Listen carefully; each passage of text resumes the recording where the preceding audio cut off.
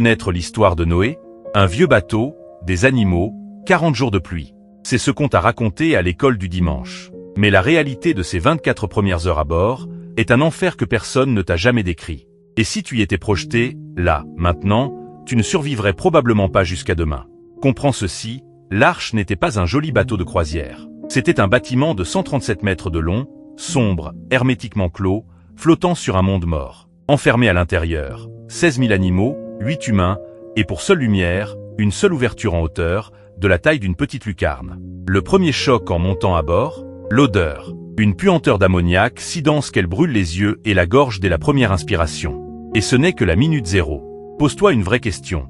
Quand as-tu respiré, pour la dernière fois, un air qui n'avait pas été renouvelé depuis des heures? Ici, chaque litre d'air est partagé avec des milliers de poumons animaux. Chaque expiration est recyclée. Tu crois que tu tiendrais le coup? Tes poumons, ton cerveau, ton corps entier n'ont jamais été conçus pour ça. Dans les prochaines minutes, je vais te faire vivre heure par heure ce que personne ne t'a jamais montré.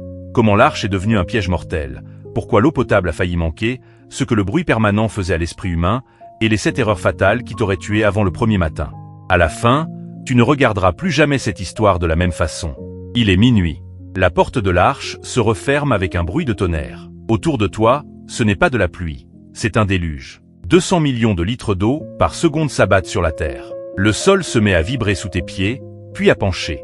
L'Arche n'a ni gouvernail, ni moteur. Elle est livrée à la furie des vagues. Chaque secousse te projette contre les parois de bois brut. Et les animaux le sentent. Répète cette phrase dans ta tête. 16 000 animaux qui paniquent en même temps, dans le noir. Les éléphants martèlent les cloisons. Les lions rugissent sans s'arrêter. Les oiseaux s'épuisent contre les barreaux. Tu es là, au milieu, sans lampe, sans protection, et la première règle de survie est déjà violée. Tu ne peux rien contrôler. Et ce n'est pas la panique qui va te tuer en premier. Le premier tueur est bien plus silencieux. Regarde bien ce qui s'est passé dans les heures suivantes. L'ammoniac. Le fumier commence à s'accumuler dès la première heure. 8 humains pour 10 000 tonnes de déjections animales. L'ammoniac attaque tes yeux, tes muqueuses, tes poumons. Tu tousses jusqu'à en vomir. Ta seule protection? Un système de ventilation qu'il faut actionner à la force des bras, en montant et descendant des échelles dans l'obscurité totale. Et voici le détail que tu ignores. Pour accéder à l'eau potable, il faut traverser les cales des animaux. Des couloirs de 100 mètres dans le noir, avec des bêtes affamées, malades et terrifiées qui ne te voient pas comme leur gardien, mais comme une proie. Demande-toi sincèrement, combien de temps tiendrais-tu dans ce couloir? Les semelles en cuir glissent sur le sol souillé. Une chute, ici, et tu es piétiné en quelques secondes par des centaines de pattes. Voici la menace que personne n'évoque jamais, l'eau potable. Autour de toi, il y a des milliards de litres d'eau, 100% imbuvable. L'eau du déluge est chargée de terre, de cadavres, de débris. Si tu en bois une gorgée, tu contractes des infections qui te tuent en quelques jours. Il faut rationner l'eau stockée, environ 3 litres par personne et par jour. Mais en pleine chaleur, dans un air saturé d'humidité, avec l'effort constant, ton corps réclame le double. La soif devient une obsession. Chaque jour, tu entends la pluie marteler le bois au-dessus de ta tête. Ce son, c'est le bruit de l'eau que tu ne peux pas boire. Ce détail précis devrait te stopper net. Noé n'a pas survécu parce que l'eau tombait du ciel. Il a survécu parce qu'il a transformé l'Arche en machine à survivre. Et toi, tu n'as aucune de ces compétences. Et pourtant, même avec l'eau, il reste une menace qui a brisé des marins aguerris, des soldats, des explorateurs. Quelque chose qui n'attaque pas ton corps, mais t'as raison. Le niveau sonore à l'intérieur de l'Arche dépasse ce que ton système nerveux peut supporter. Un lion adulte rugit à 110 décibels.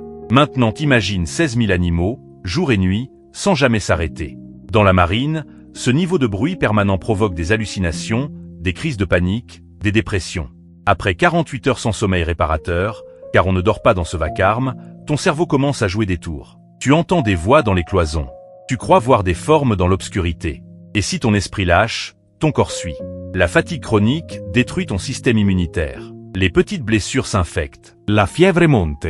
Il n'y a pas de médecin à bord. Il n'y a pas de médicaments.